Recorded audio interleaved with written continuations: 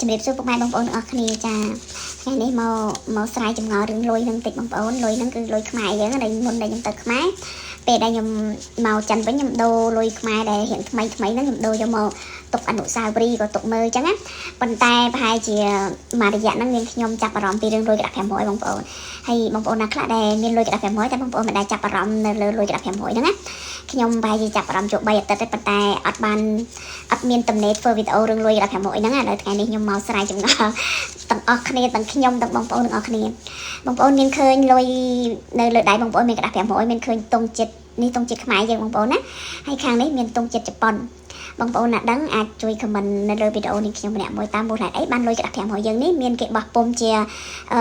តុងចិត្តជប៉ុនខ្ញុំវាឆ្ងល់ដែរព្រោះខ្ញុំទៅចាប់អារម្មណ៍ហើយជា2-3អាទិត្យហ្នឹងដោយសារខ្ញុំអត់ទៅធ្វើវីដេអូឥឡូវនេះ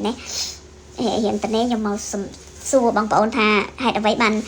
លុយក្តាប់500ខ្មែរយើងនេះមានតុងចិត្តជប៉ុនអញ្ចឹងណាហើយខ្ញុំឆ្ងល់ដែរនេះបងប្អូននេះឃើញច្បាស់អត់នេះតុងចិត្តជប៉ុននេះតុងចិត្តខ្មែរយើងអញ្ចឹងបើបងប្អូនណាដឹងរឿងប្រវត្តិលុយក្តាប់500មានតុងចិត្តជប៉ុនហ្នឹងសូមជួយ comment នៅលើវីដេអូនេះខ្ញុំម្នាក់មួយផងប្រាប់នេះខ្ញុំអត់ដឹងតាមមូលហេតុអីបានលុយក្តាប់500មានតុងចិត្តជប៉ុននៅលើក្រមនេះហ្នឹងណាខាងនេះតុងចិត្តខ្មែរខាងនេះតុងចិត្តជប៉ុនមានតែក្តាប់500ទេមានបងប្អូនក្តាប់ផ្សេងទៀតអត់មានទេដូចបើក្តាប់100ទេគឺដាក់នេះ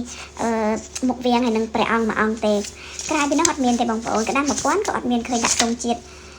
មានឃើញតុងចិត្តជប៉ុនឬក៏តុងចិត្តនេះអីដែរបងប្អូនមានតែក្តាប់500មួយស្លឹកគត់ដែលដាក់តុងចិត្តជប៉ុនអញ្ចឹងចំណងនេះគឺបើបងប្អូនណាដឹងជួយ comment ប្រាប់នេះខ្ញុំម្នាក់មួយផងនេះដាក់ឲ្យច្បាស់តិចនេះតុងចិត្តជប៉ុននេះតុងចិត្តខ្មែរ